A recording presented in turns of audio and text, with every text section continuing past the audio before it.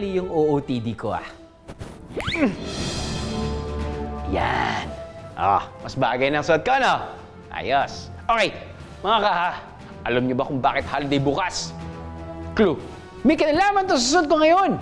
Sige, bibigyan ko kayong oras para mag-isip. Okay, time's up. Ilang ka lang. Sige, isip ka pa. Okay, time's up. Bukas, ipagdiriwang lang naman natin ang Bonifacio Day. Tama, Kuya Drew. Pero alam niyo ba na ang mismong birthday ni Gat Andres Bonifacio ay sa November 30 pa? Tama ka dyan, Tink.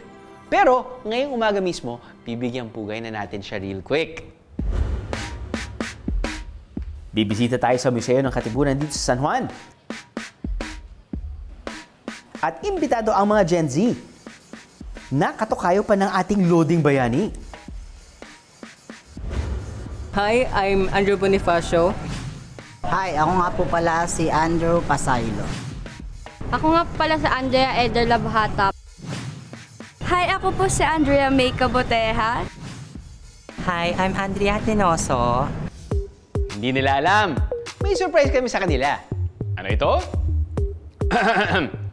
Class, bring out one whole sheet of paper dahil magkakaroon tayo ng surprise pop quiz tungkol kay Gat Andres Bonifacio. At ito pa ang isang sorpresa. May papremyo kami sa kanila, mga kaaha. Gaano pa kaya kalalim at kalawak ang nalalaman natin sa kasaysayan at sa buhay ni Gat Andres Bonifacio? At syempre, kayong mga nanonood dyan, pwede rin kayong makisagot. Itaas ang bandera ng Team Bahay! Dito sa Museo ng Katipunan, pwedeng hawakan ang ibang exhibit items. At meron din silang Braille alphabet para sa visually impaired nating mga kaaha. Siguro kayo no, ang alam nyo lang si Bonifacio ay revolusyonaryo. Pero bukod doon, ano pang alam sa kanya? Okay, si Bonifacio po ay isang theater actor.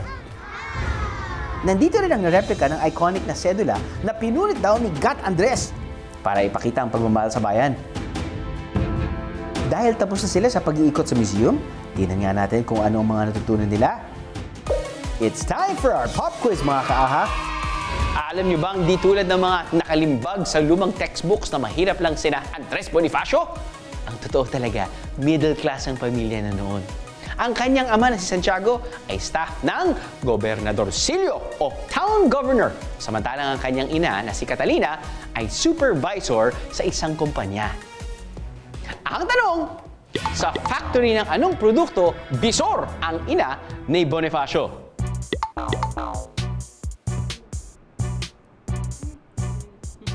Oh no! Mukhang walang nakakuha ng tamang sagot sa kanila, Kuya Drew. Ang tamang sagot? Tobacco. Sinasabing opisyal na maliit na opisyal ng pamahalaan ng kanyang ama, pero ito ay may ito ay namamangka din. So may mga hanap buhay yung kanyang mga magulang, may lupa sila sa Tondo at Binondo, yung area na yon, binili ng gobyerno sa kanila nang itayo yung railroad. Alam niyo bang part-time theater performer din si Andres Bonifacio? Ang tanong! Sinong kilalang fictional folklore character ang madalas niyang ginagampanan sa mga dula?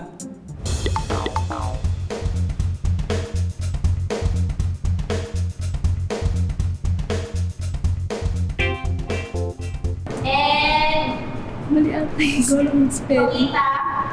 Bernard Caprio or... Hindi, joke. Napakinggan ko po kanina.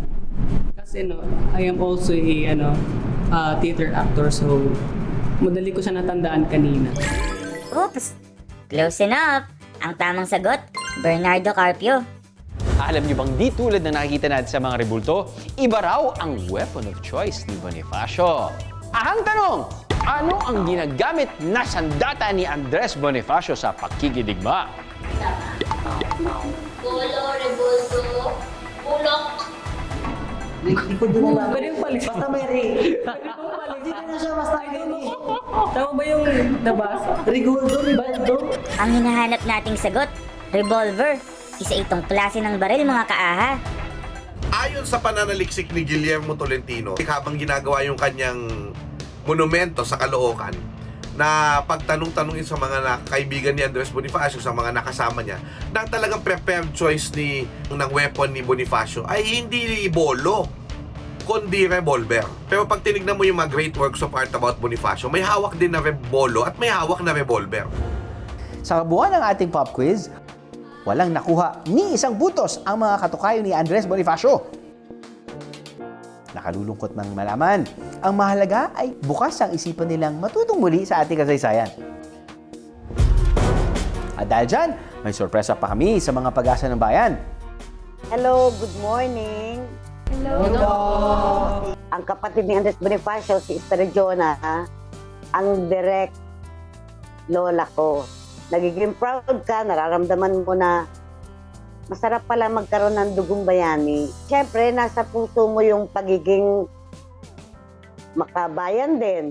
Kayo naman tatanungin ko kaya, ano naman ang natutunan nyo?